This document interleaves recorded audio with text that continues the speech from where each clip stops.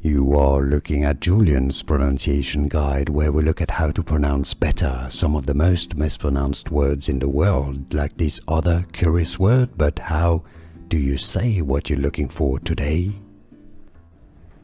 Let's learn what is the meaning of this word and how to pronounce it.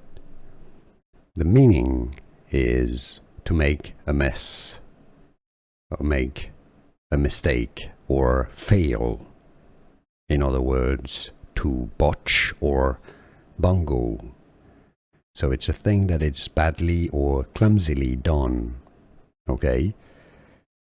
The pronunciation is as flub.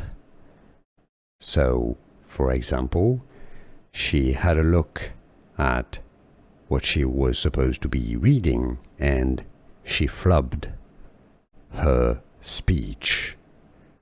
Or I flubbed, or I am flubbing now, perhaps explaining what is the meaning. I don't think I am.